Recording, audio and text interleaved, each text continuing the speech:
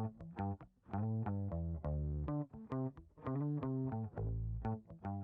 me, that's Brian and Wemo. It's the biggest song. Yeah, Easy answer. David. Rico. Probably Brian, I would say. Brian. Brian. Me.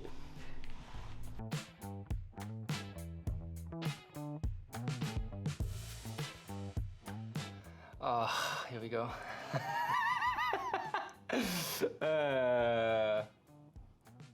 I just know they're gonna say me, that's why I don't have anything good to say. Oh, his son, Christian. Christian Norgard. Christian Norgard. Chris Norgard. Christian Norgard. I'm gonna know that again.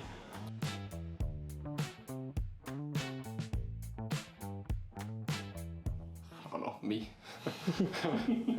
Middle Damsgaard. Rico. Pontus. Hickey. Kevin Chad, you need the translator. Coxey. Mats Roslev. I'll say it myself.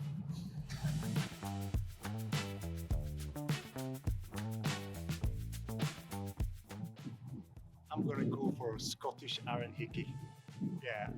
I would say Vita. Vita as well. Good shout.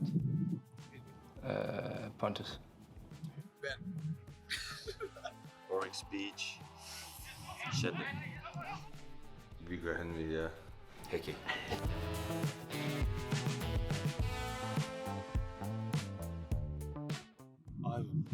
Sanke could be up there. Christian also. But, yeah.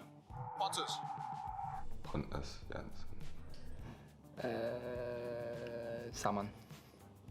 Maybe me. Yeah, Pontus, yeah. Pontus. What was that? What do you mean? Who's going to win? Okay. Keep it close. Josh? Josh. Yeah. Josh Da Silva.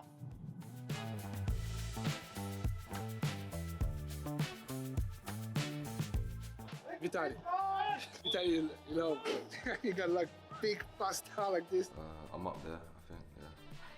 I'm up there. He won't leave the buffet. Charlie good. Yeah. Charlie good. Charlie. 100%. Chaz. Charlie Good. Yeah, Chaz is up there as well, to be fair. I don't know who a lot of the boys would say, yeah. Adja.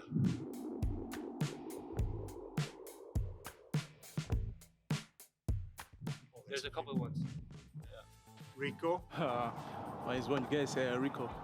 Rico. Rico. Rico. Rico Henry. Rico Henry, 100%. Rico. Rico, 100%. Rico Henry, 100%. Only him, I can say. There's a couple. You one of them? Possibly.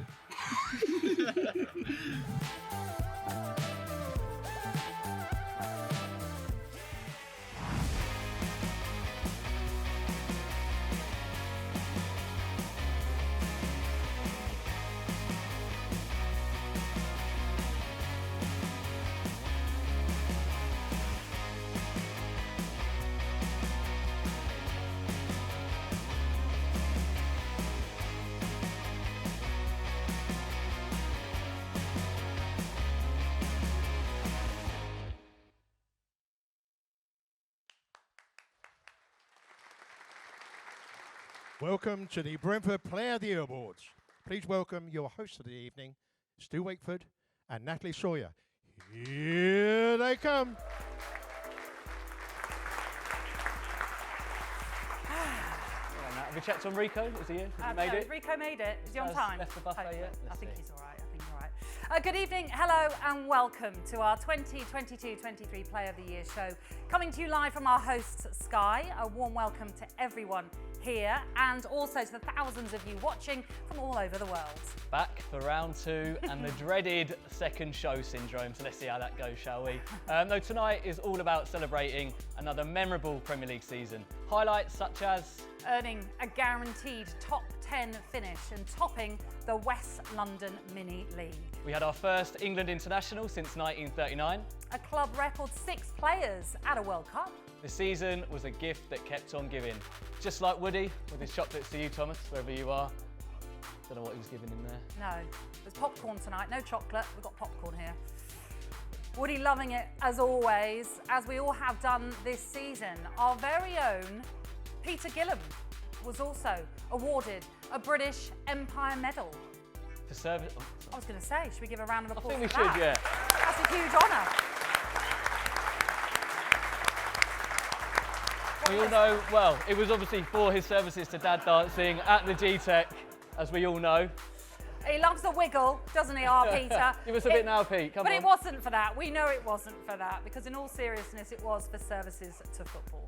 We also did the Manchester double. We did. We also won at the Bridge, but of course that's nothing new. In fact, we took points off all the traditional top 6 sides. We had a record crowd at the G-Tech for the women's team.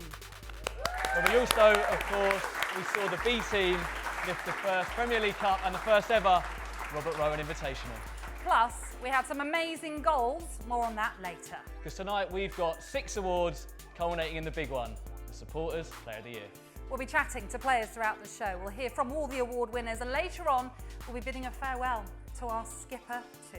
On the Brentford Twitter account, we've put out a tweet asking for your questions for Pontus. Yeah, all you have to do is tweet them via the reply button, and we'll make sure to select the best ones to ask a little later. Now, it was an unusual season, wasn't it? In so much as we had a break for the World Cup. So let's take you back through the first part of the season, from that opening game at Leicester to that day at the Etihad.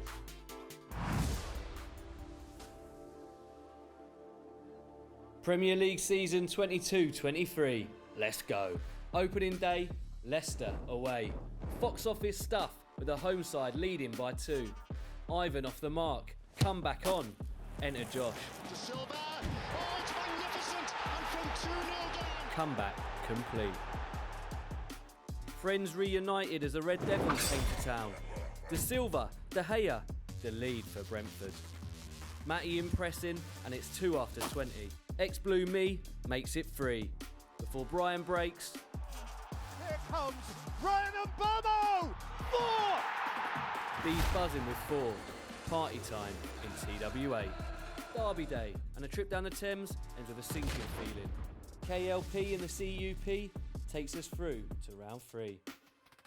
Next up, the Toffees, and a sticky start, but Vita to the rescue. Then 3 days later, and a debut for the Castle at the Palace. Whistler on fire to level late on in front of the travelling army. North, east, south, and 3 was the magic number for Ivan. 50 goals in red and white for our talisman, as he had his own goal of the season competition. Tony steps up. Fabulous goal from Ivan Tony. Brian and Johan capping a 5-star performance. Her Majesty honoured against Arsenal, whose jewel in their crown was Jesus. Not our day, but we keep the faith. Stalemate on the south coast and a tough trip to the Toon. The home fans tell you what you need to know. Before the Seagulls flew into West London. David inspired, Ivan outrageous, Brighton rocked, the G-Tech rocking. Friday night in a West London derby under the lights. Kepa keeps us out as the bragging rights are shared. This time. Villa away and an old friend made it a day to forget. Then a visit from the Wolfpack. Points shared, despite some acrobatics from me. Forest was feisty. Whistler lobbed, Bees robbed. Tied up in knots. A Carabao exit as the Gills were up for the cup. But there was still one more game before the break. City lose at home once in a blue moon. But this team is special. Organised, passionate, sublime. It was Tony time. What an header, son. Seconds on the clock. Whistler looking round and not seeing anything in the way of support. Now it's coming for him. This is De Silva. De Silva flashing it in, and Brentford surely win it. Unrestrained delight in that away end. Dramatic, climactic, ecstatic. The citizens stunned. The away end deafening. The story continues. Wow. What a day. Every time you think it can't get better, it just does. And these two played a huge part that day with an assist each. Give it up for Ben Mee and Josh De Silva, everyone. Right, I'm going to get to City, because I know everyone wants to talk about that, but Josh, I want to take you back to the opening day of this season. You said to us in the summer about how you'd had a tough time with your injury, but what did that moment mean to you at Leicester, the goal, and then Thomas taking you over to the away end at full time? Yeah, I think first and foremost, obviously, was losing the game. So to come and have an impact on the game was obviously my first thought. And then obviously scoring the goal, I'd been out for a while, and to score my first Premier League goal is it's a dream come true. So yeah, I was buzzing with that. Vintage De Silva, wasn't it? Yeah, I worked on it a few times. So, And what about this moment, Thomas taking you over to the fans? Yeah, obviously Thomas has been big for me since I've been here, so I think to share that moment with him and the fans was good. How have you felt this season? Yeah, better, obviously. Just improving, gaining experience, and it's been an enjoyable one. It's been a very enjoyable season. Ben, hello mate. Oh, mate. You're a lot better at football than I thought you were. Not the first one to have said that. Yeah, I've said it a couple of times to you, I think, before. You're definitely a contender for a few awards tonight, miraculously including Goal of the Year. Don't know how that's happened. First time for everyone. But how would you describe your first season as a B? Yeah, really enjoyable. Just looking back on that Leicester game, Josh got me out of the mire there because it was my bad touch that led to their second goal. So but no, it was a fantastic start, and obviously the home game against Manchester United was a great way to start my home sort of period of the club, and I've really enjoyed it. Well, look, the fans absolutely love you, and they express their love in a unique way by shouting "Me!" And that is horrific. Sorry, everyone that did that. What have you made of that? It's grown on me. Yeah. It's a sign of perfection. That means you don't like it at all, basically. Do you know what? It's if they're enjoying themselves, and they've taken to me really well, and I've been really pleased with the reaction towards me, which has been nice. So yeah, if they're enjoying it, then fantastic. Well, look, it's not only the fans getting involved and me embarrassing myself doing it. Is it, Matty Jensen? Thought you got away with this, I think. This was at Stamford Bridge. He's shocked he doesn't know what's coming. This was at Stamford Bridge a few weeks ago.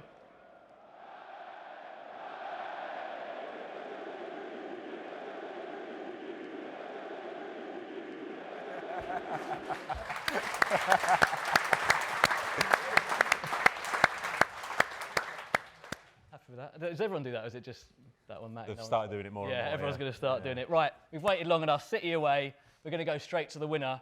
You were both involved in the counter-attack, and I say that loosely, Ben, because you were involved for a little bit. So, Josh, you can do the honours. Talk us through this counter-attack. It was unbelievable. Yeah, I think when I came on the pitch, I think Thomas said, "Yeah, we're going for the 2-1," and yeah, we had an overload, had a 1v1 situation, and I thought, I saw Ivan, to be fair, running late on, and I knew that if I could get the ball in the box, then we'll have an opportunity to score. So thankfully I got a yard and I put it in. You saw Ivan run late on because Ben, you started going. Yeah. You were leading the race at one point. I wouldn't say leading. I was half thinking about joining in. Yeah. And at what point did you go? Nah, when everyone's taking over. Look, we've had some pretty incredible wins this season. Where does that one rank for both of you? I mean, Ben, obviously with your ties to City, I imagine it's right up there. Yeah, well, I'm used to going there and getting bashed 5-0. So, but no, it was a fantastic memory. Great performance from the whole team, the whole squad. Players coming on and making an impact, which they've done all season. But yeah, special memories, great win at a place, it's really difficult to go to. Josh? Yeah, I think it's up there. Obviously beating Premier League champions and putting on a performance like that, I don't think you can get any better, to be honest. And no one else has managed to win, of course, at the Etihad this season. And look, if there was an award for a moment of the season, I'm sure that would be most people's winner. And with a seamless link now, it's time for our first award of the night. But first, put your hands together for Ben Mee and Josh De Silva.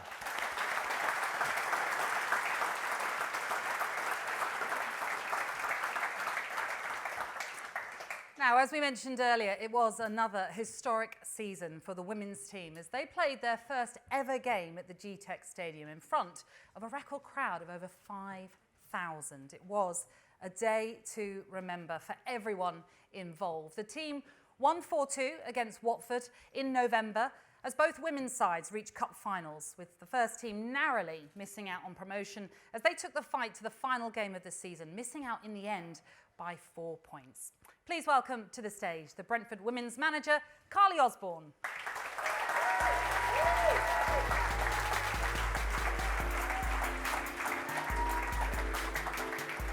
Carly, great to have you with us.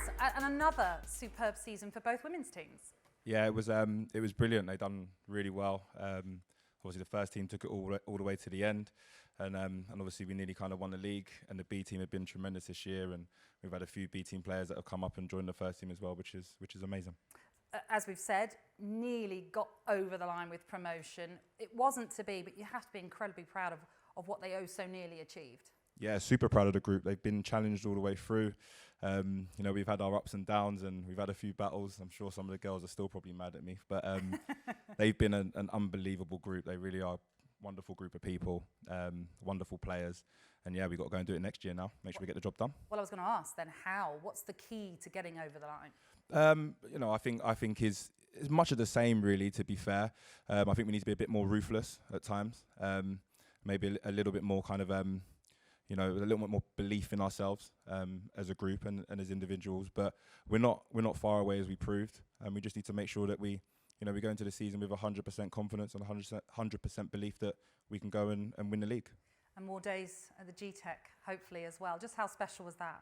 Yeah, it was tremendous. I think there was 5,500 there. Unreal atmosphere, and the girls put on a real performance, winning the game 4-2. They dealt with the nervousness of it, and they put on a real show. So I couldn't be more prouder.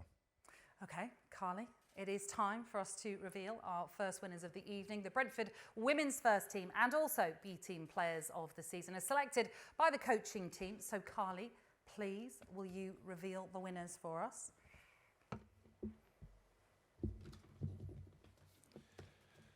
So the winners player of the year, first team is Chloe Logie and B team is Nia Bowman.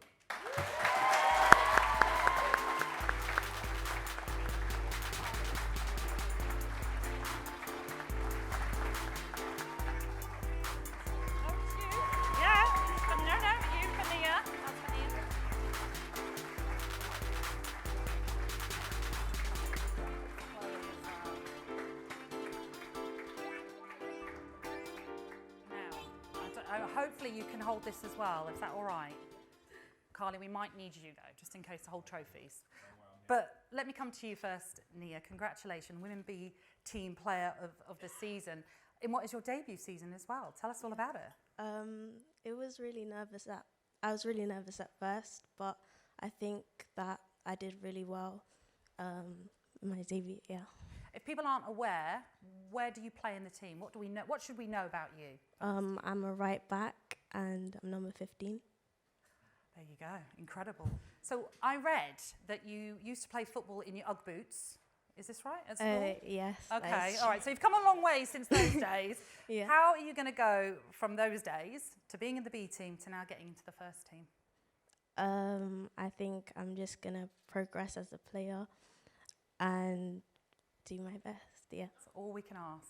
Brilliant, Nia. Thank you very much. Let's speak to Chloe as well, who is the women's first team player of the season. It has been absolutely incredible, your season. What does this award mean to you? Yeah, I wasn't too sure because we had so many other players that are deserving of this award too. But yeah, I'm really, really happy with it. I mean, 36 goals, 28 games, 6 hat-tricks, everyone. It has been quite the phenomenal season. What do you put that down to? I don't know. It's just How have you scored those amount of goals, those hat-tricks? It's been absolutely fantastic.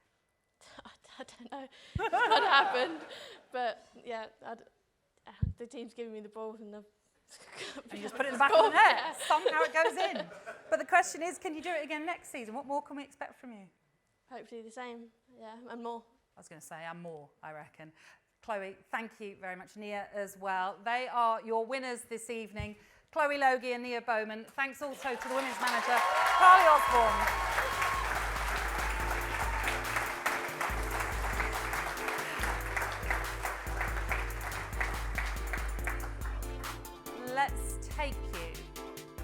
our third award of the evening, which now centres on the men's B team. This season they've travelled to Italy, the Netherlands, Monaco and Portugal, as well as face Ukraine in a friendly.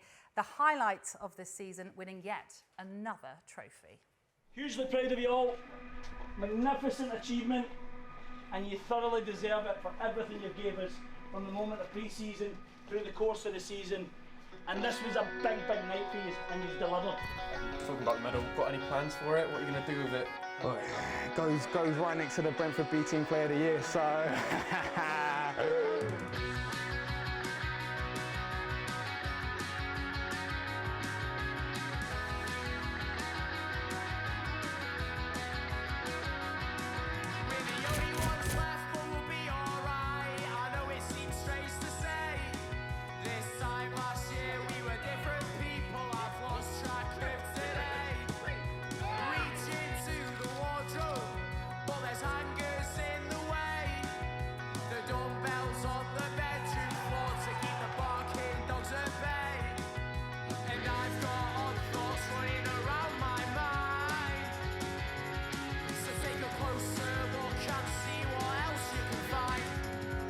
Crossbar challenge tonight, and that's where we'll be.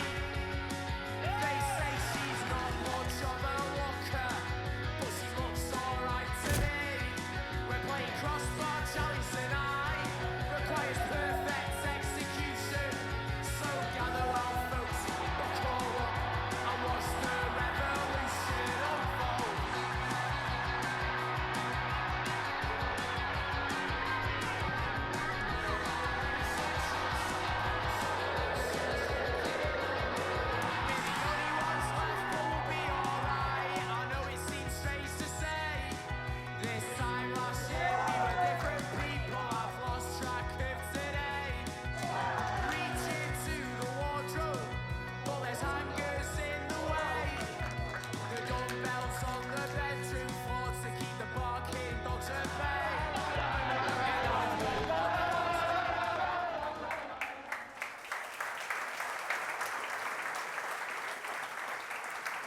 It has been another fantastic season then for the B team, culminating in winning the Premier League Cup in our debut season in the competition, as well as the first ever Robert Rowan Invitational. Joining us for his take on the season, give a warm welcome to the B team head coach Neil McFarlane.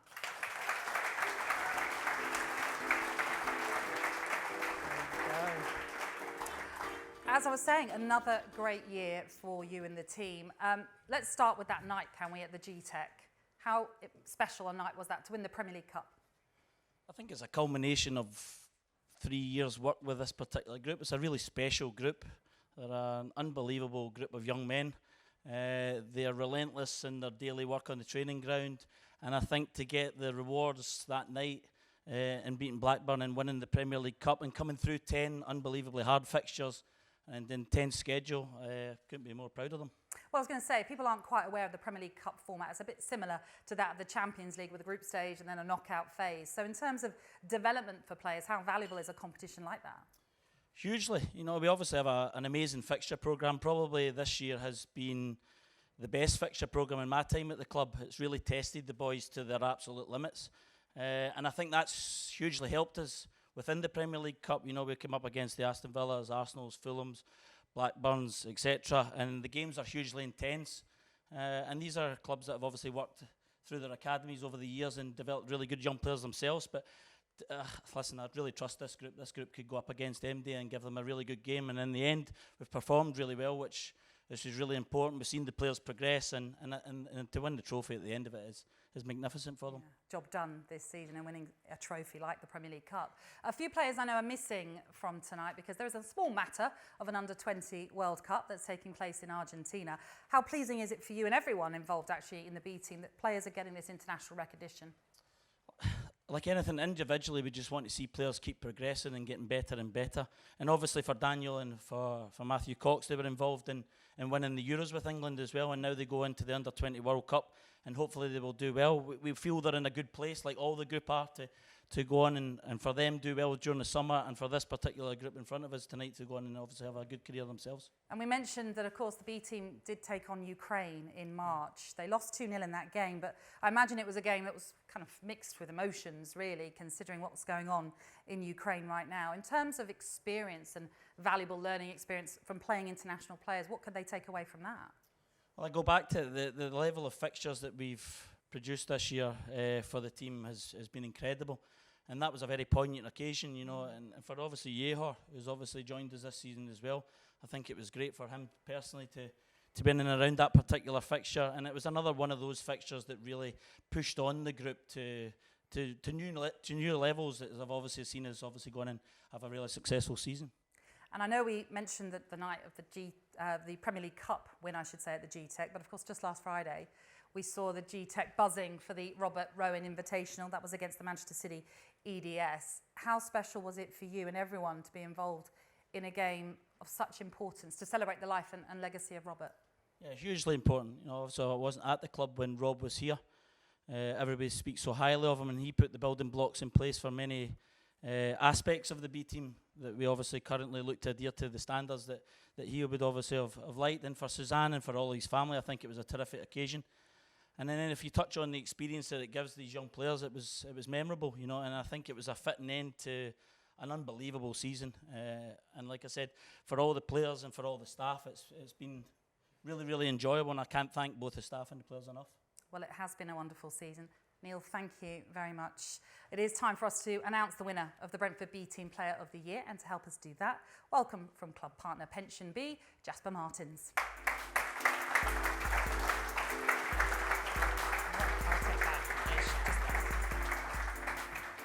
Wow.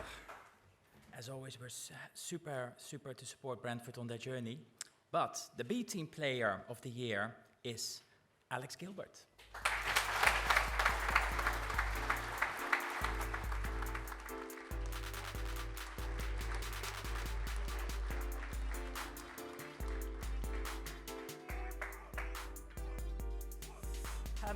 Alex, before we have a little chat, if that's right, we're going to look back at some of your best moments this season.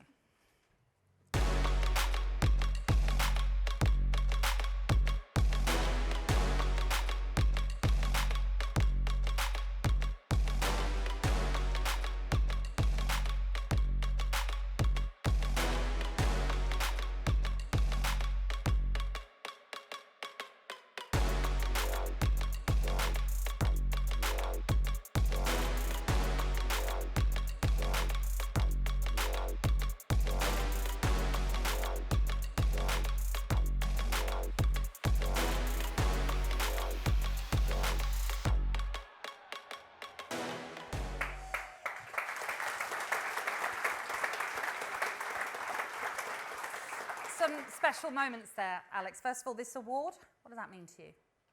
Yeah, obviously it means a lot to have the recognition of a personal award, but of course there's a lot of people that go into getting an award like this, all the teammates, the staff, and I think it's been an unbelievable season for me personally and for the team. And I know, obviously, this time around you've also had the role of skipper, so how much have you relished that added role? Yeah, I can only thank Neil and the staff for putting their trust in me to give me that role. It's a role I've had for probably the first time now, and it's a role I've had to adapt to, and I like to think that I've done a good job, I think, leading them to the final and beating Man City in that final game that capped off a great season. And in terms of what extra responsibilities that's given you, what has it given you? How's that elevated you? Yeah, of course, you have to almost put everyone else before yourself, and what everyone else needs compared to what you need, it might be different things. So helping each other, helping other lads, maybe lads that are injured or not playing, and it's another role that I've had to adapt and hopefully do well in. And you've mentioned and you've given credit to your teammates and everyone involved, but what's it been like to play in this team this season?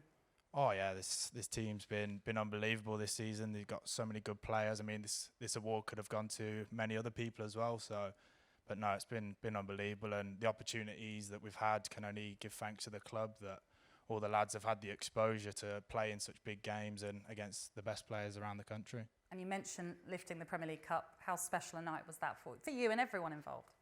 Yeah, obviously it was a long process, and the first time the club's been in the Premier League Cup, so we definitely thought we had it to go the whole way, and obviously you always have in the back of your mind that it's going to be difficult, but we backed ourselves and we got it done in the end. Well, it's been a terrific season and well worthy of this award as well. Thank you, Alex.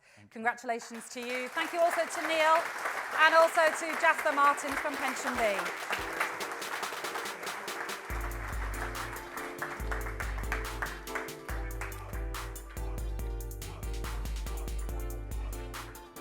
Okay, let's take you back to our season review. The league resumed on Boxing Day, and since then we've enjoyed, to name but a few, wins over Liverpool as well as Derby Day victories over Fulham, Chelsea and Tottenham. The 2022 FIFA World Cup is Qatar. But it may be moved from its traditional summer slot to the winter. The Winter World Cup, are you a fan of it, Jay? The Premier League is back. Our game returns to its domestic cathedrals. Boxing Day. Football's back and the Bees land a big 1-2. Spurs are on the ropes, but they pick themselves up to earn a share.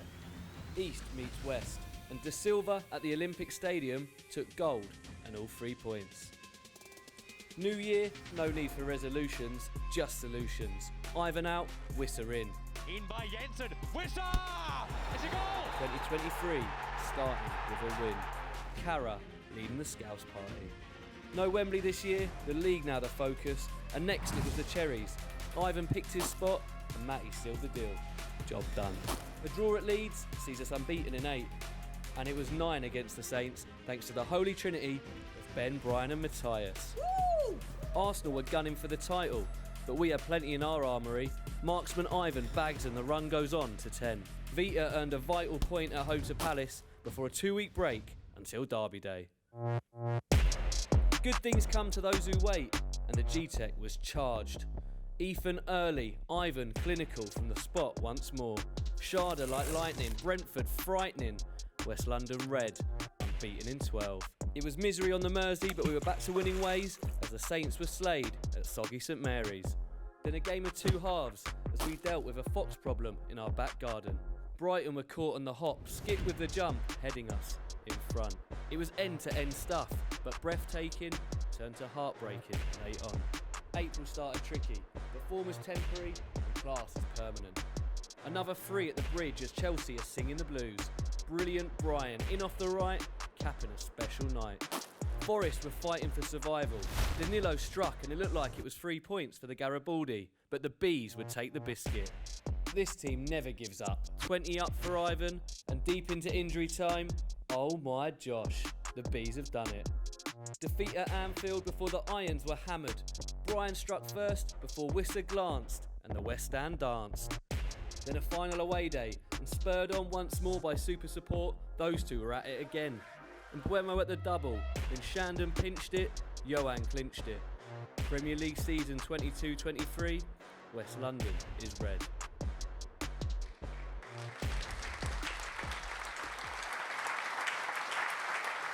And we've still got one more to go this Sunday. On the sofa with me now, well, they've been giving Premier League midfielders nightmares all season. Christian Norgard and Ben Mee's biggest fan, Matthias Jensen, everyone.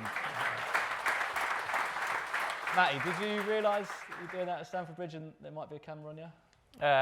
No, but I don't know if you forgot to film Ivan as well. I think he was having a good time as well. Called out Ivan, so we need to check back the footage because Ivan might have been doing it as well. Love that, throwing your mate under the bus, brilliant. Look, Christian, I know it's awards night, but quickly we have to touch on it. How's the injury?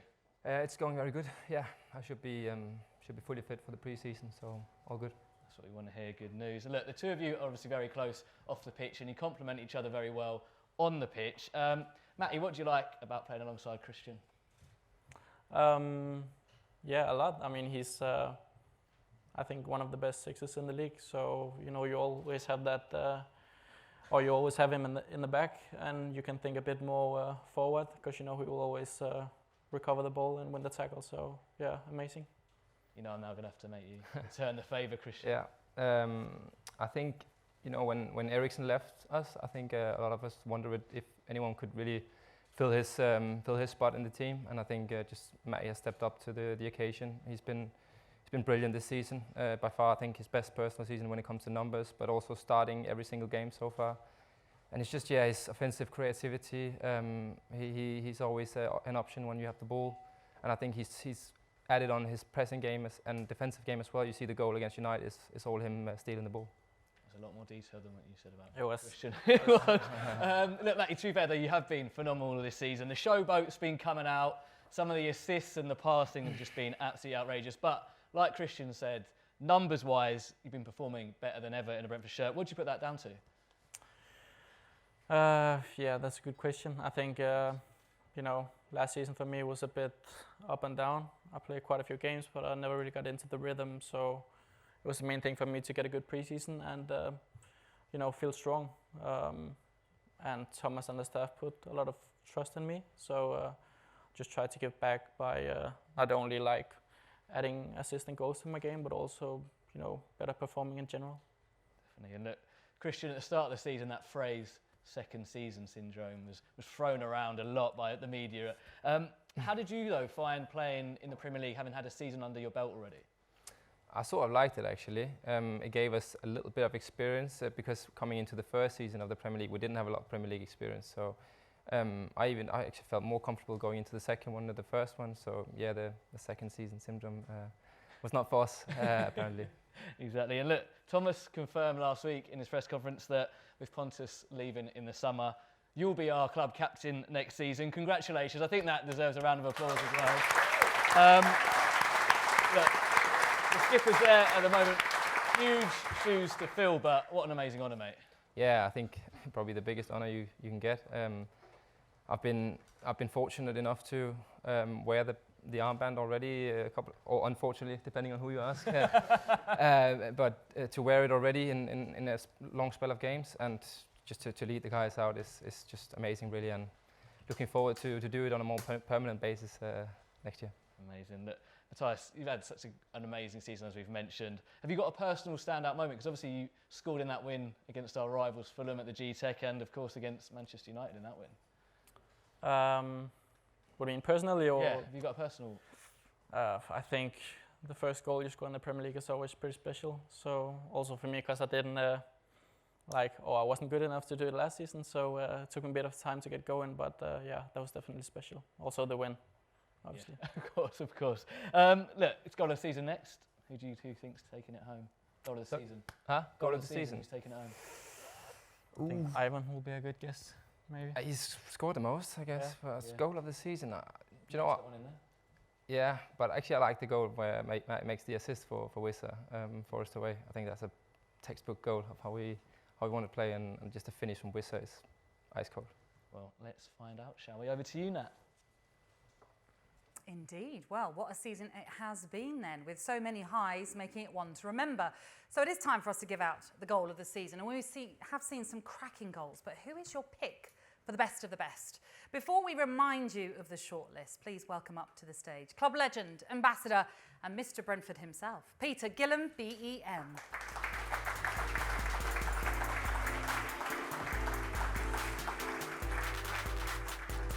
Ah, Peter, what a season. If there's anyone that could sum it up perfectly, I'm sure it's you. What have you made of it? Well, it is the best ever. Simple as that. I was talking to Thomas earlier. People may say, well, the 30s, we were in the first division then, and you maybe can't equate the two, but the pressures, what was it? The expectation there was totally different. So, best season ever. I've been watching them 69 years now, and it was the best season ever. Incredible. I think a lot of people will echo that as well. Have you got a pinch me moment from this season? Not really, because there were so many. I mean, it's so many. It's like talking about goal of the season. We're talking about the player of the season. It's impossible because there's so many moments. We keep going back to the Etihad. That was a special moment. But last Sunday, I kept saying after the game, Tottenham Hotspur 1, Brentford 3. Tottenham Hotspur 1. I couldn't equate it. Yeah. But I can, because I know the quality we have. So it's difficult to pick out one, but there's just so many. Yeah, I think there are a lot of results, though. A lot of fans have come away with thinking, did we really just do that? It has been absolutely brilliant. It would be wrong of us to not talk about your award, your BEM that you received. Tell us how you found out about it, and also the day that you received your honour. I found out I got an email back in November, which I didn't believe. I thought it was a spoof. I spoke to Linda, my wife, and we thought, this is absolutely rubbish. Then I got another email, and I got a phone call to tell me that I'd won it, so I started to believe it. which is incredible, really, because I'm just a supporter. I'm a supporter with a microphone. And that's the difference from the 1,000 supporters we have. They all express, but I'm able to express it with a mic so people know how I feel, but they feel exactly the same way. But then I had the opportunity, well, we had the investiture at the Tower of London, which was very, very special. And then the garden party the Wednesday before the coronation, where we met the King and Camilla. So it's been a very special season for so many different reasons. So I just thank everybody who even thought about putting me forward for an award. But I honestly feel it's behalf of every Brentford fan, because I'm the lucky one with the mic. Well, it's an award given to you for your services to football, and that does deserve another round of applause, I would say. And we are very lucky to have you, we have to say, Peter, as well. This is the goal of the season that we're looking forward to, so have you got a favourite? Well, I can mention two. One we keep talking about because it was at the Etihad, and I've never seen a player move as quick as Rico. All the times I've been watching, nobody's ever moved that quickly, which is incredible. But the goal itself, to got that last-minute goal. But I love last-minute goals. I think we all love last-minute goals when Brentford score them. And for me, probably not necessarily the best goal of the season, but it was Josh De Silva's against Nottingham Forest. Forest tried to kill the game from the first minute, and therefore to got that winner right at the end. Josh, team, magnificent. Absolutely. OK. Before we find out then the winner, let us bring you a reminder and the shortlist for our goal of the season for 2022-23.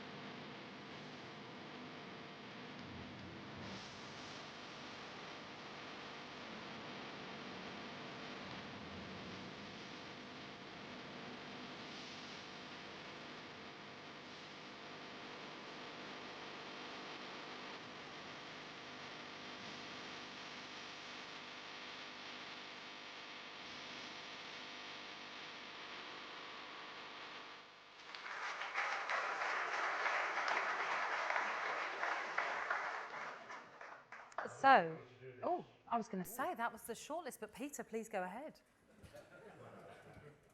The goal of the season is Brian and Boomo versus Manchester United.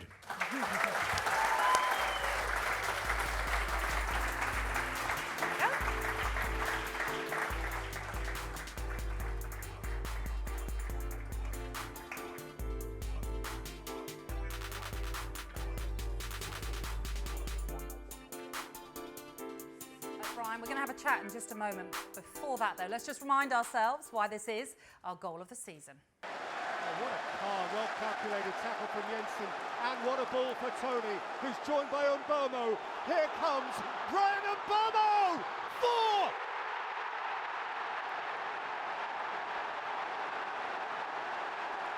Can this really be happening?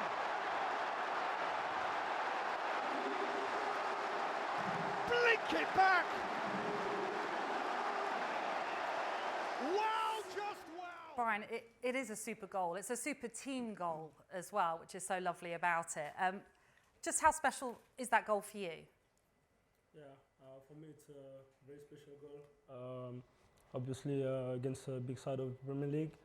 But yeah, as you said, it's more a team goal because the pass from Machi, the pass as well from Ivan is brilliant. So yeah, at the end it's a very good goal. Everything about it's perfect, as you say, both passes, and then find you like from Ivan like he does, and then you put it away. It was just a perfect goal in some ways. Yeah, of course, everything was perfect. The game was perfect, and the win was perfect as well.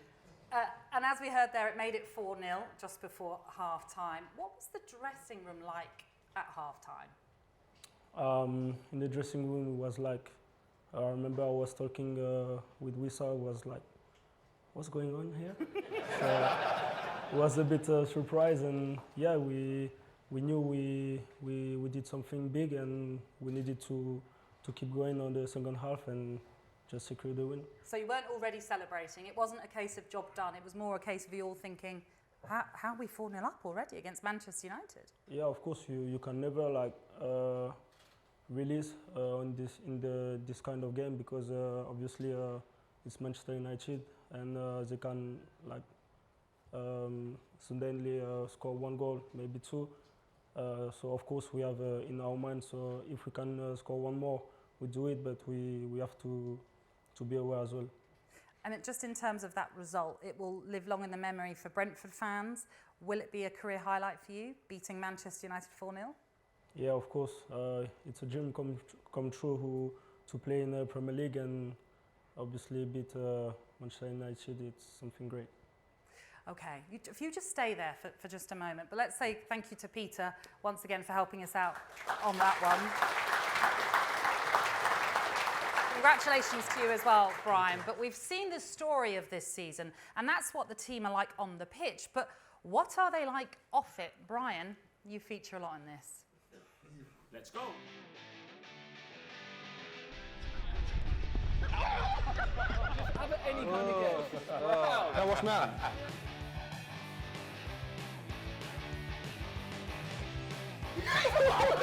Wagwan G, Wagwan Cuz. What are you telling me?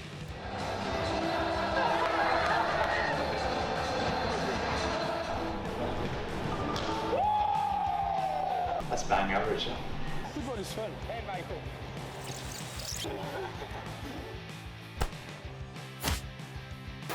Yes, sir! This is how we win. Oh! No, was that you? Big man, I didn't do nothing. Give me that Berbatov. Berbatov. Exactly, we are dumb. Look at Carrick. Hey! Come on!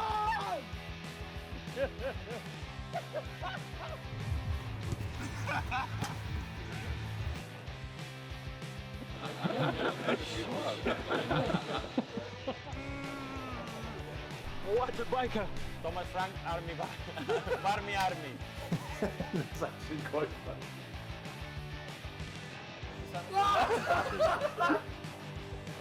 Wow. Oh, no. What a looking. They've done me the best of the team. 65! Hey, You have something, Pontus! You see? Football is fun. Take it. If you like this video, click here. No, sorry. If you like this video.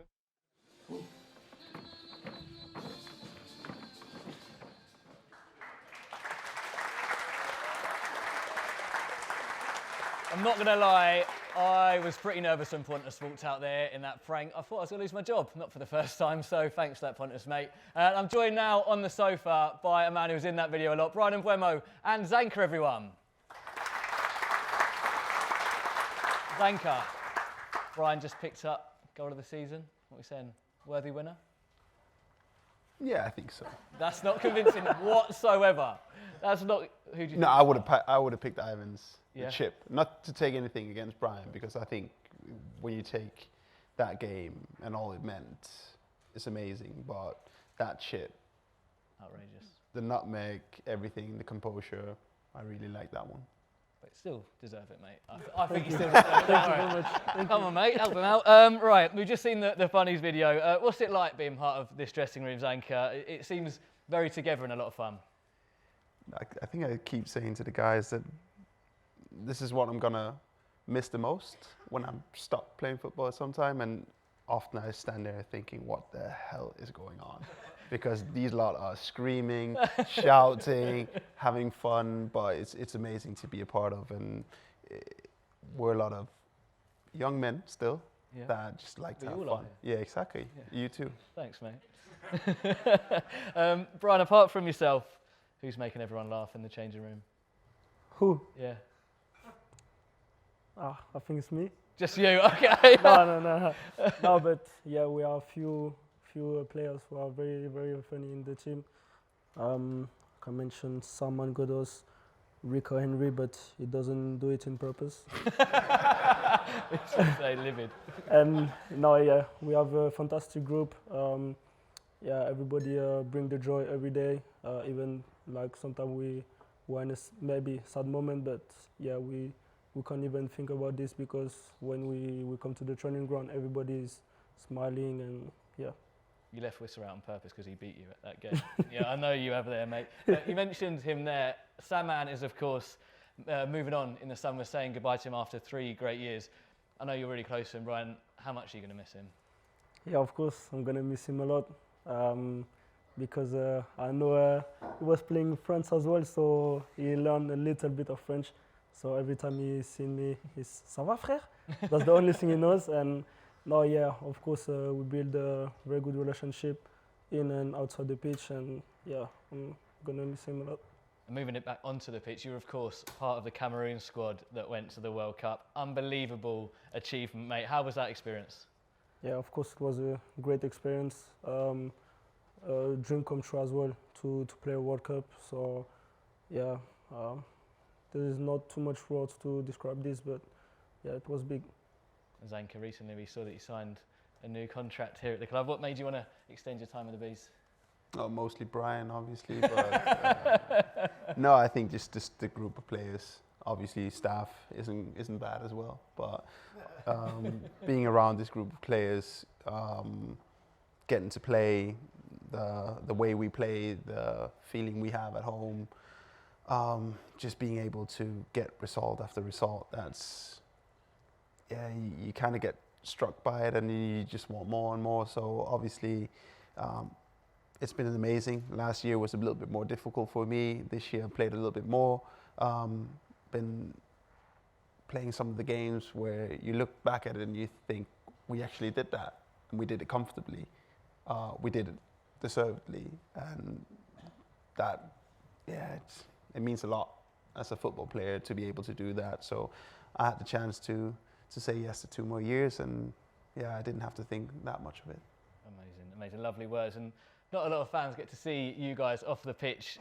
Honestly, so apart from when you're absolutely caning me for my gear every time at the training ground, you are one of the loveliest guys. But on the pitch, you're not so nice, are you? You're like a different animal on the pitch. What happens? We've got a clip here. When you get on the football pitch, you just completely change, mate. Yeah, well, you have to. You have to. No, I think there's been a few episodes this season where players have dived in front of me, and I take offence to that. But yeah, I am a very good guy outside the pitch. You are. I can vouch for him on that. You are a lovely guy. But I wanted to get that in today, so everyone knew it, basically. Yeah, exactly. Well, how many people does this get broadcast out to? 3 at least. Yeah, at least 200. Yeah, so. Exactly. Look, we got Player of the Year, Players Player coming up. Is he going up again? I think he's up there. I think he's one of the guys. I think you could mention though 6, 7, 8 guys would all deserve to be one of the guys you expect up there. So yeah. Amazing. Well, look, Christian Norgard took home the trophy last season. Let's see if he can make it 2-2. But for the time being, Brian and the lovely man, Zanka.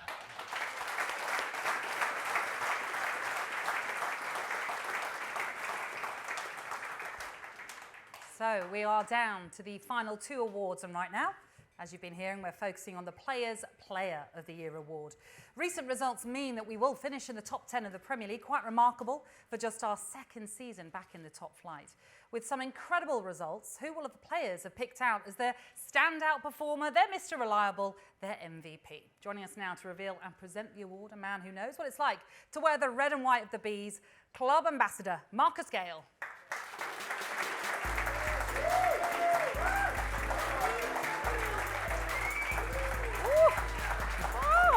Feeling the love in the room for you, Marcus. Yeah. Nice. It's nice.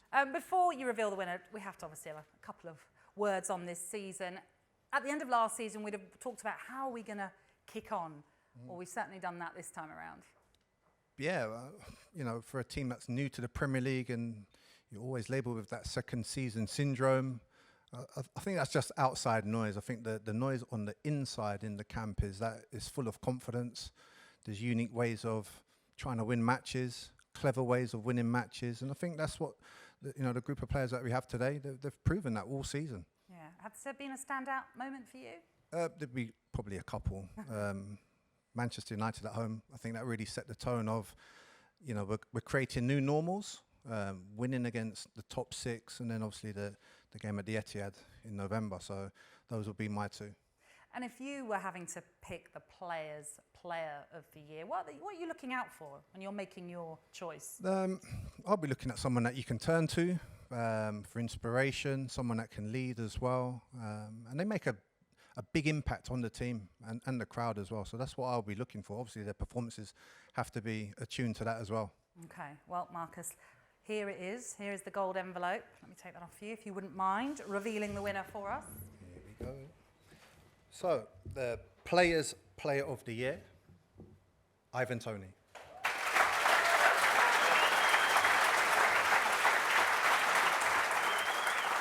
Well, sadly, Ivan cannot be with us tonight as he is on a much-deserved holiday after a long season and also a difficult last week as well. So to collect the award on his behalf, he's already up here already, is Christian Norgard. Let me get that trophy for you.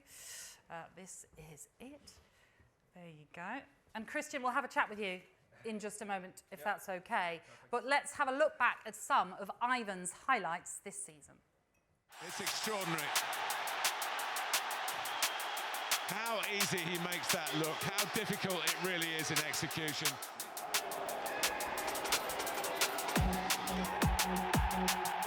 Fabulous goal from Ivan Toney!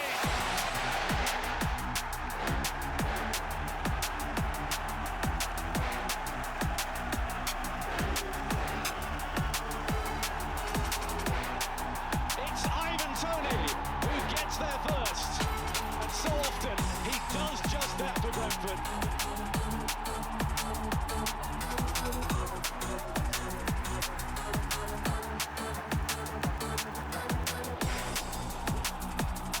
It's another goal for Ivan Toney. What a response!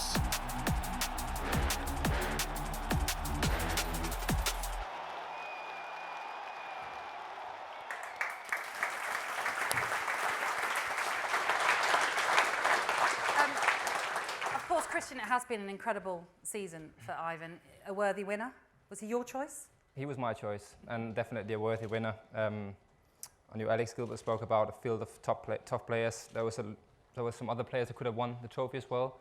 I think the same goes to our squad. I could easily highlight 6 or 7 players, like Sanka said. I think both David, Ben, Ethan, Rico has been amazing back in the defence, and of course also Matty and Brian further up the pitch has been outstanding this season. But I do think that Ivan is a worthy winner, scoring 20 goals in his second season in the Premier League. Yeah, it's been absolutely phenomenal for him.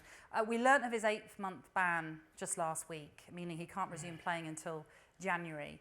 After what's been a superb season, how important is it for everyone to help him get back to the levels that he has been out at when he returns, I should say, in January? Yeah, I mean, that would be very important. I hope that he feels that the players have supported him in this time.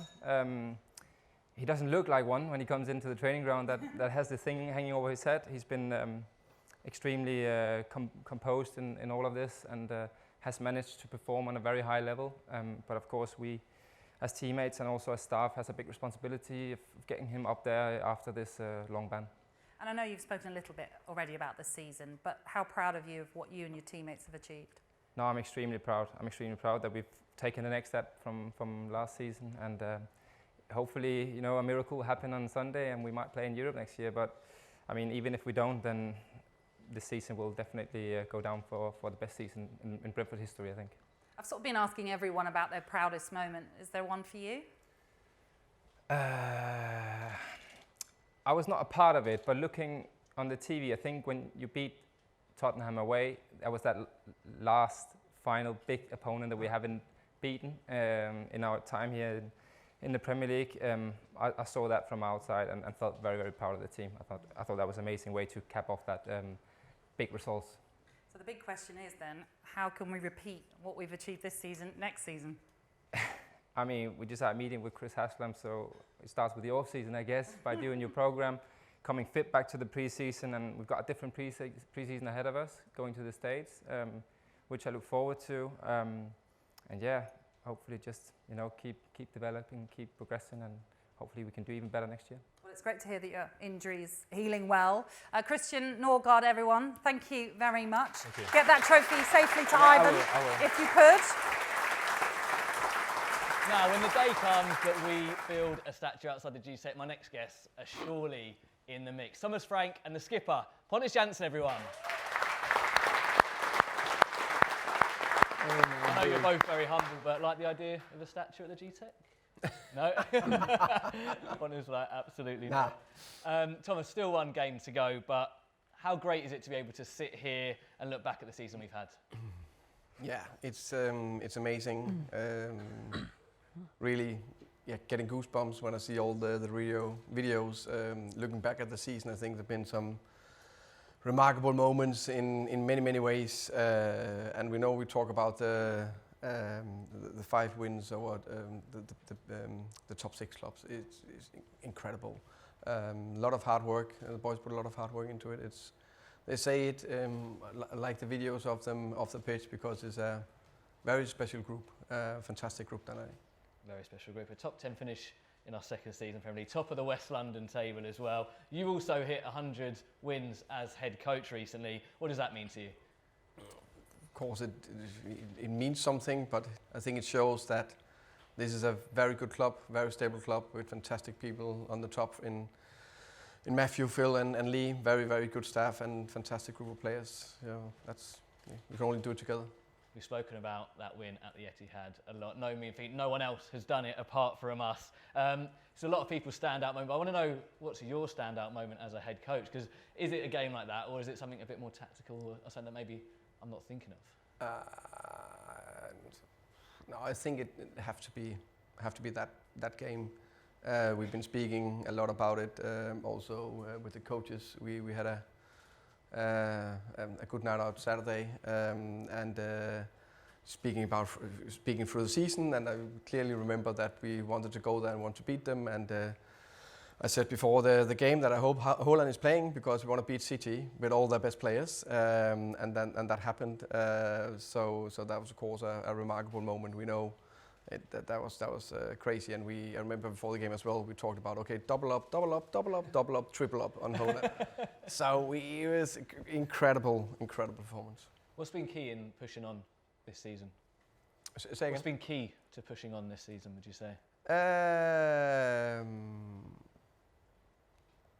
I think we all want to be better constantly.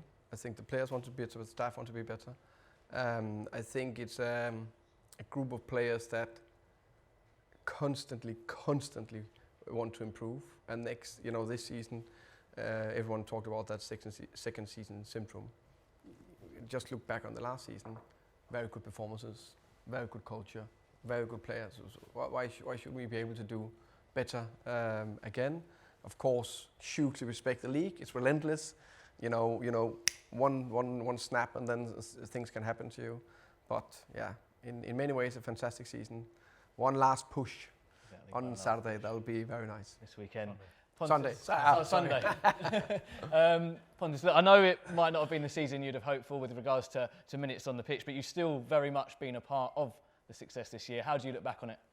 It's been a fantastic season. Like, people were talking about this second season syndrome before, but like we said, it was nothing that we really believed in.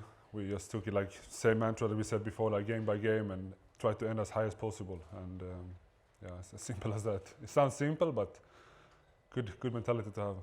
Look, Thomas, you've not had your skipper out there on the grass every week, but how big a role has he still played this season? Pontus is a big personality. One of the big things, of course, as a footballer, you want to play every minute, and Pontus been fantastic over the 4 years.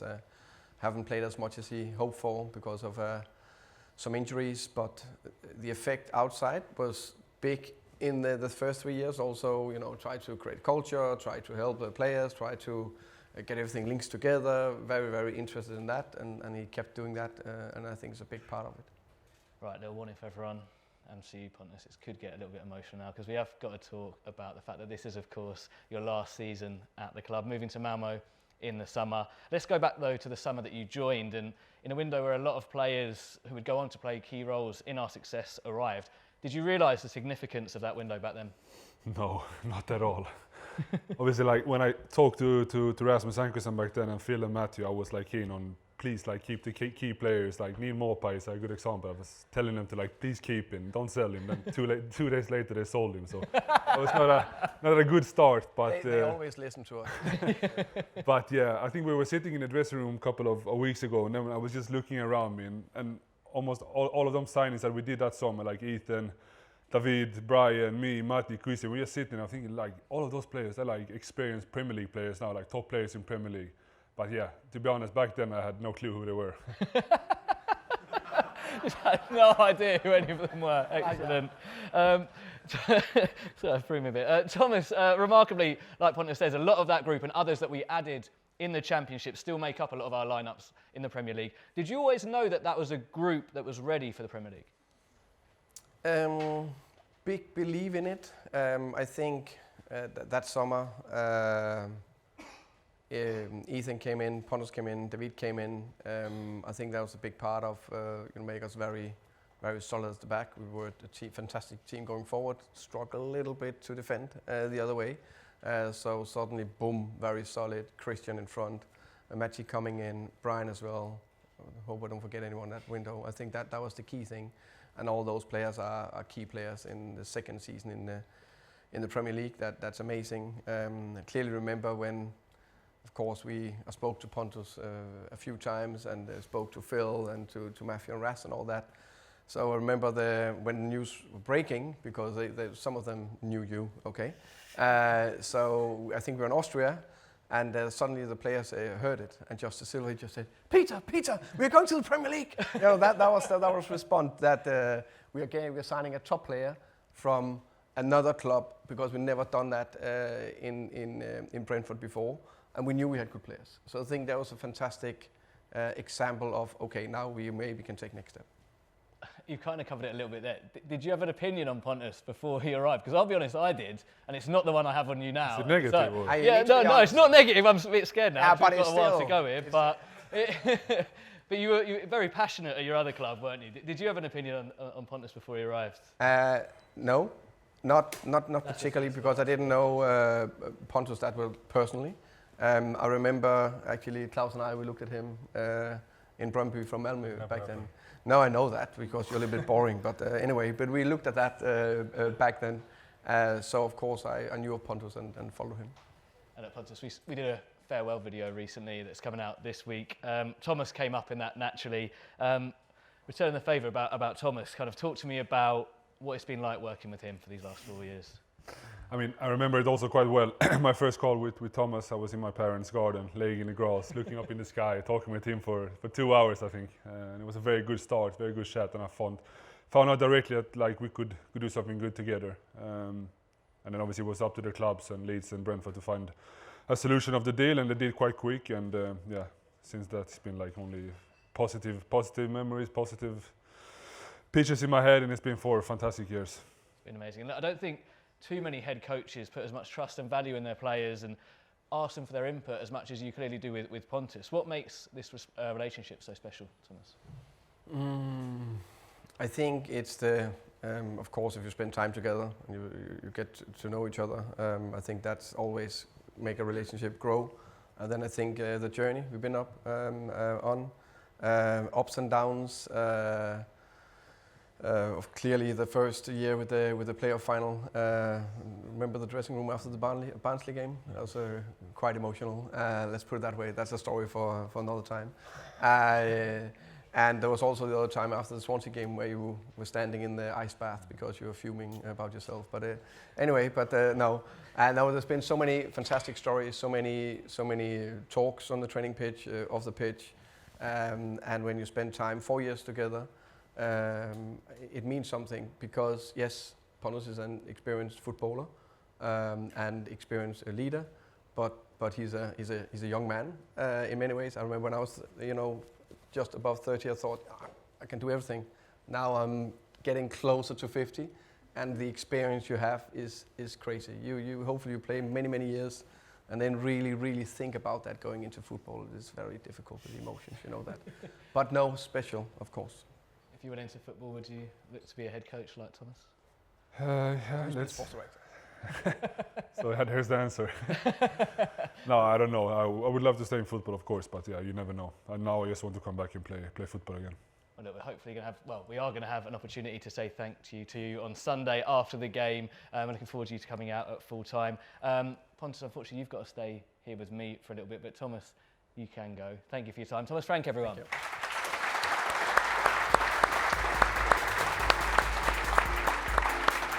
Right, now Thomas wasn't the only one who had some nice words to say about you, Pontus. There's a lot of love for you from fans, players and staff. Absolutely fantastic. I think he made the team, he dragged us into the Premier, and I'm going to miss him. Been an inspiration, been a great guy. It's been a great time. He's obviously our club captain, leading us into promotion. He's like a stable rock, which we needed, and he was there when we needed him. Well, I think he was a great leader for us, wasn't he? His arrival kind of signified a bit of a change in our fortunes, and yeah, I mean, it's very sad to see him go. The moment he came in, it gave us a boost, and I think we've only gone from strength to strength. We've progressed. It books good standards on and off the pitch. Been brilliant. He came to us when we were in the Championship, and he challenged us all as staff and players to make us better. And certainly, I think over the last kind of 4 years, he's demanded of us, and he's delivered on the pitch. So I think we're going to miss him, and certainly have appreciated working with him. He's been the face of the club, and the journey it's been on for at least the 4 years I've been here. And he's been our captain. He's performed at a very high level, and he has helped this club developing, just taking it step by step, both from the Champions League but also into the Premier League. So his presence, his high demands has made us reach like a really high level. So. I don't think we can thank him enough for what he's done at this club. Pontus was one of the most important signings the club's made in recent times. The club was accused of having a little bit of a weak underbelly before Pontus come in, and his leadership skills, the experience, and just the demands he has on the group, some of the massive qualities that Pontus has day in, day out on the training pitch, and obviously and most importantly in matches. A great guy, humble, hard-working, family man. Can't speak highly enough of him. So, and I know for me and the rest of the club, wish him all the success in the future because he deserves it. He's just a top guy. Thanks for being such a great guy, being a Brentford fan as well as a player, and just being there when you needed him. Mate, I love you. I miss you. Hope it all goes well in the future, son. Thank you very much for bringing us where we are, and it's fantastic.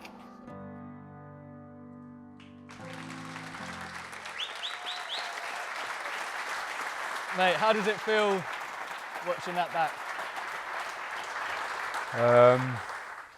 Yeah, I feel like the last couple of weeks I've got too much love, too much appreciation. Like, yeah, I've done my best for this club, but I feel I'm getting too much. You're definitely not. Well, don't say that because I've got a lot That's just here. how I feel. Otherwise, the rest of the show could be a bit tricky if you don't want any more of it. I promise you, I'm not trying to make you cry, but there is one more person that wants to say a few words to you. Hey, Skip. Ponne, it's been amazing to play with you. I just want to congratulate you on your career at Brentford, and we finally did it. We took this little small club and moved it all the way to the Prem. Would have loved to have been there with you, but what you've done amazingly. So yeah, just all the best to you and your family at Malmö, and yeah, all the best. I promise you, that's the last of the surprises. We're not going to bring anyone out here, don't worry, mate. But look, it's because we all love you so much. We have, though, got some fans' questions for you, if you're all right, if you can compose yourself. Chris Allen wants to know, what has been your best moment in a Brentford shirt? Also, like, I think I've been thinking about the last couple of weeks. I think there's a lot. There's many memories I will take with me home to Malmö, but the playoff final for sure.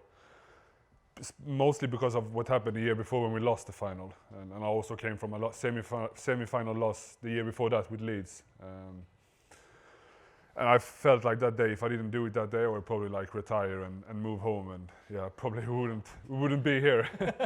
But yeah, the playoff final and also the first game in Premier League, and also for me on a personal level, the last season in Premier League where I played almost every minute was on a personal level.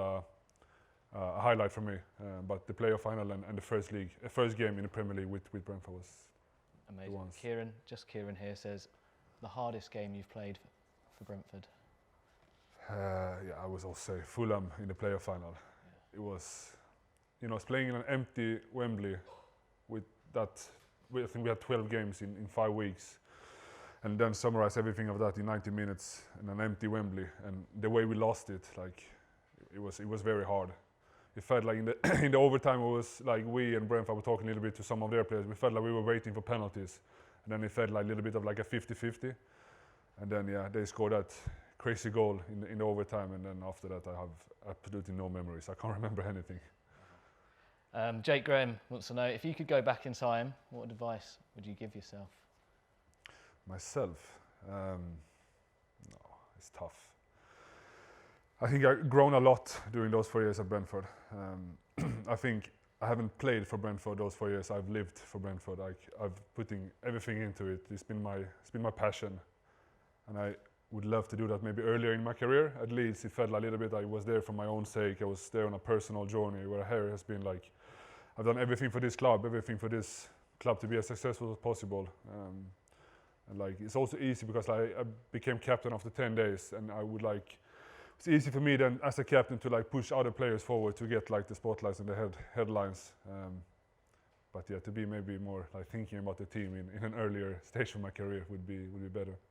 Well, you've mentioned captaining the side. Sarah wants to know, what's it been like captaining this squad? It's been unbelievable. It's not very common that you became captain after 1 week, 2 weeks. But yeah, I remember it clearly when Thomas asked me in his office at the training ground.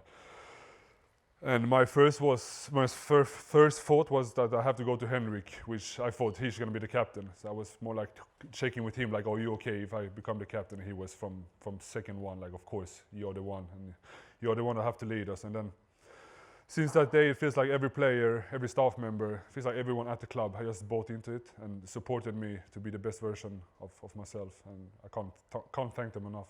Look, we can't thank you enough as well, mate. Look, we saw him earlier. Henrik's asked, can he just ask you one more question, please, mate? Sure. But I've got one last question for you. In your time at Brentford, who's got the thinnest hairline? I don't know. Some of the players have went to other countries to fix it. I will not mention anyone. Should you just leave it there? But no, to be fair, like I only have a couple of more days in this club, and I want to send them love, so I won't say anything about it. Look, I know we're hopefully going to see you on Sunday addressing the crowd, but have you got any final words you want to say here today? But it feels like I will have to prepare a lot of speeches the coming days in this last week of my time at Brentford. On Sunday will probably be very emotional. I always try to be like a tough guy, don't show emotions, but I already now like almost getting tears in my eyes, and I know on Sunday with like my kids, my wife, and everyone close to me around me that will make me cry. But from my side, like I said, to be captain in a football club in England, which is the main country of football in the world, to be a captain then after 10 days as a Swede, it had to be like the people accepted it from day one. If not, it would be very tough for me. But it feels like from day one, I can mention a lot of players, a lot of staff members. Like by Kevin O'Connor is a good example. How he came to me from day one and like just supported me. Not that we have had personal relationship and talks about it every day, but he's also been like on my shoulder since day one. And to have those players, he's a legend at the club. I'm not a legend, not even close to what he is. But to have players, people like him close to you, it makes it so much easier. But yeah, everyone has supported me, and especially the players that bought into my view of it. Like I'm very demanding. I need everyone to give their best to work hard every day, and they have done it. Everything I've asked them for to do, they have really done it since day one, and they keep doing it until now. So yeah, I'm now leaving over to them in good hands. I've done my part, and I'm not good enough anymore to take them to higher levels. So now it's up to them, the players, the staff, and everyone around to take them to the next level. Well, you're going to hear this a lot over the next few days, but thank you so much for everything you've done for this club. And look, we're looking forward to giving you a proper send-off on Sunday. Please put your hands together for the skipper, a proper Brentford legend, Pontus Jansson.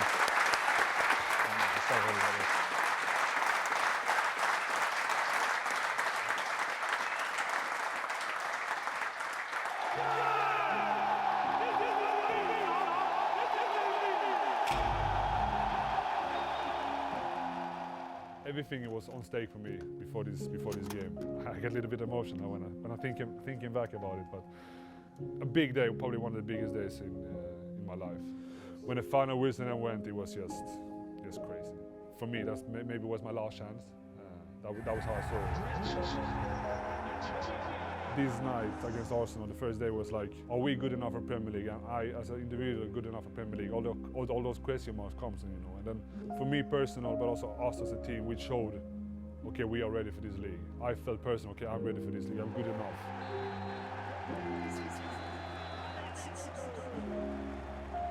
From that day when Thomas gave me the armband and like said to everyone else, Pontus is going to be the captain. Everyone has just like believed in me, and obviously up to me also then to go out and deliver and so on, be a leader also with actions and speaking and like act on and off the pitch, and I think I've done, but I think everyone just accepted it from day one, and that made it so much easier for me. It's not often I want to take the spotlight. I obviously want to like push someone else forward to get like to be the main man, but here, yeah, this is probably the day where I was the main man, and will never be forgotten from me, and I think the fans will also remember this when they think about me and my time at Brentford. It was up to me to deliver and to give something back to them, and I hope that when they look at my 4 years, that's what they think. Sometimes it's, you have to like also stop and realize what you have done. I think over those 4 years I always give 100% for this club and this badge, and hopefully everyone else thinks the same about my 4 years here.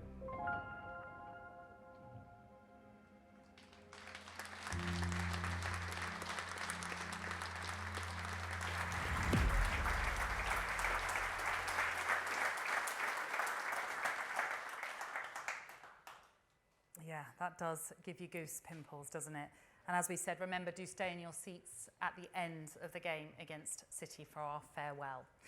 The final award tonight is another voted for by you. In a season where we beat the big hitters of Manchester City, Manchester United, Liverpool, Chelsea and Spurs, Brentford continued to make headlines in the Premier League.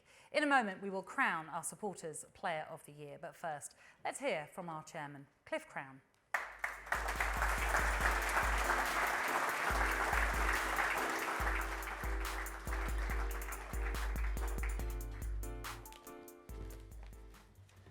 Good evening, everyone. As I approach the 10th anniversary in my role as chair of Brentford Football Club, it remains both an honour and a privilege to be addressing you all at our annual Player of the Year Awards presentation. And whilst it's a shame that our fans cannot be with us in person, the scale and reach that we have now achieved means that presenting this live and online is the best and only way we can give all our fans the opportunity to share this special event. What was that about second season syndrome? Thomas didn't believe in it, and nor did anyone else inside the club. Take one game at a time and finish as high as we can was Thomas's mantra. Well, we certainly did that. The magic 40 points was achieved on the 15th of March, and a top 10 finish was guaranteed with 2 games to spare. What a remarkable achievement it has been. But let's not forget that we start on nil point on the 12th of August. So anyone who thinks we have made it should not get carried away. But everyone associated with the Bees should certainly savour this special time. Our first home game of the season brought that quite extraordinary performance when we were 4-0 up at half-time. And as I returned to the boardroom and approached the United delegates, I was lost for words. Let me assure you, that doesn't happen very often. Our team had cost a fraction of theirs, yet we ran out comfortable winners. Further great performances followed, with my highlights being our 5-2 home win over Leeds and that remarkable hat-trick from Ivan, the unforgettable 2-1 away win at the Etihad, the only team to win at Champions Man City this season, and our second successive away win at Stamford Bridge, and of course the Spurs result on Saturday. Isn't it great that we finished the season as the top West London club in the Premier League? Just let that sink in for a moment. Could never have believed that 4 years ago. Off the pitch, the welcome everyone receives is the warmest and best. And for the second season in a row, Brentford won the fan survey for best matchday experience in the Premier League. The impact the club and the trust has in the local community goes from strength to strength. And the work we continue to do to tackle challenging issues and promote equality and inclusion is exceptional. A special thanks goes to Lee Doyle at the Trust and our club ambassador, Marcus Gale, in this regard. Their contribution, and that of the Trust, was recognised at the London Football Awards, where the Trust won Community Project of the Year for its initiative tackling discrimination using the power of football. What a nice change it made to know, with over 2 months of the season still to play, which league we were going to be in next season. Commentators regularly refer to us as one of the best-run clubs in the Premier League and how difficult we are to beat. And these foundations have given us a platform which we can build upon. I'd also like to congratulate the B team for winning the Premier League Cup at the G-Tech at the first time of asking, a quite superb achievement. I'd also like to congratulate both of our women's teams who reached their respective cup finals, and our first team who finished runners-up to Dorking in their league this season. In closing, I want to take this opportunity to give a special vote of thanks to all of our staff, both full-time and matchday, who have risen to the challenge of ensuring the Brentford experience is a great one, whatever the result. The number of staff has doubled in the last 18 months, and the role of our executive, led superbly by our CEO, John Varney, and Director of Football, Phil Giles, in making this transition so seamless, is to be applauded. My thanks also to my fellow board members, to our sponsors, to Thomas and the entire coaching staff, the players who have performed brilliantly, and to everyone associated with the club, and of course, Matthew. The togetherness shown by all alongside our progressive and respectful nature, mixed with a large dose of humility, makes this a very special club to be part of. And finally, a special mention to you, our wonderful fans. Your contribution has been superb. The weight support travelling in your thousands and the atmosphere that you have created inside the G-Tech Community Stadium. Together, we can look forward to the future with great optimism. Thank you.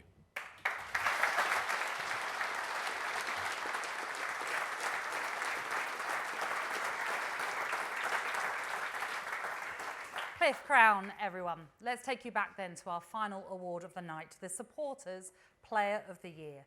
To reveal the winner, please welcome from our principal sponsor, Hollywood Bets, Devin Heffer.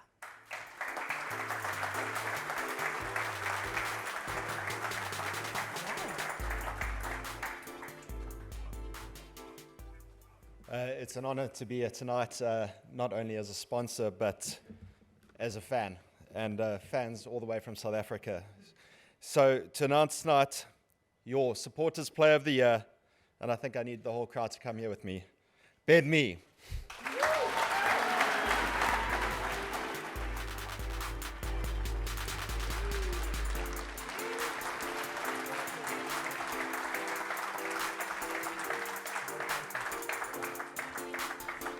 Ben, congratulations. Like we've been doing all night, we will talk to you in just a moment, but let's have a look back at some of Ben's best moments from this season.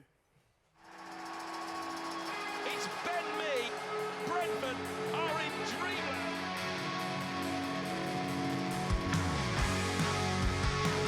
Untouched in by Mee.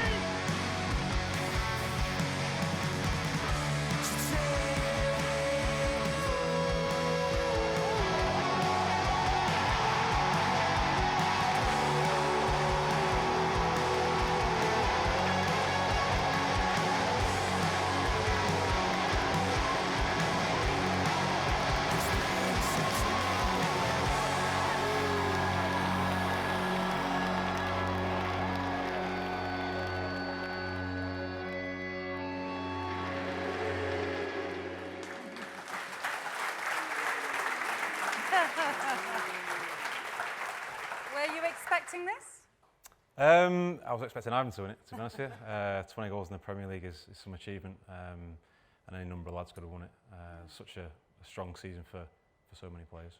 I mean, it's fair to say you've certainly been the most impactful free transfer we probably ever had. That's pretty decent. Yeah, no, it's been a good move for me, and I've really enjoyed it this season. Getting to know everybody around the club, players, staff, everyone involved, and yeah, I've fully enjoyed the season. Lots of memories. And when this is an award voted for by the supporters, how special is that? Yeah, really special. Firstly, yeah, thank you to everyone that voted for me, I guess. But no, it's special. I felt the love as soon as I came here, and I think the relationship's getting stronger and stronger. So obviously with the chant and everything in the ground, no, it's been nice to hear, and yeah, it's been really good. There is that connection. We can all feel it, like you mentioned, with the chant that I'm not going to even try and replicate. But talking of a connection, you certainly have that with Ethan Pinnock out on the pitch. How key has that been this season? How has that developed this season? Yeah, I think with Ethan, we've had a great relationship, great partnership. Pontus early on in the season as well, and Zanko when he's been in the side as well. And it's such a strong part of our game, the team ethic within the group.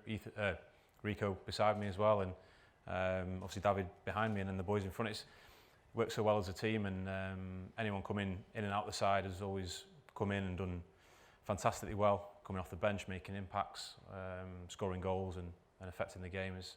I've been really impressed with everybody in and around the squad, and such a collective group. Last Saturday's win at Tottenham means that there is an outside chance of Europe still. Nice to have that incentive heading into the final game of the season. Yeah, it certainly is. Yeah, something to play for still at the end of the season. And yeah, if you'd have said that at the start of the season, we'd be in this position to potentially get into Europe if games go our way. You know, what an opportunity that is. And also the chance of a double over City.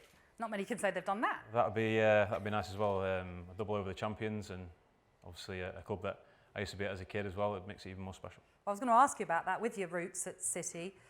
What would be your highlight this season? Beating Manchester United or Manchester City? Out of them two. I mean, going to the Etihad and winning 2-1, we've spoken about it a lot tonight, but yeah, fantastic. Scoring against United. I know a lot of Reds as well as Blues, so that was nice. But just genuinely being around this team, being around the squad this season, going unbeaten for so long, you know, having that feeling going into games and knowing you're going to win or get a result, it's a really good feeling. I think one that this group had very often this season. Well, congratulations on the award and congratulations on a fantastic season as well. Ben Mee, everybody, the supporters player of the season. Thank you.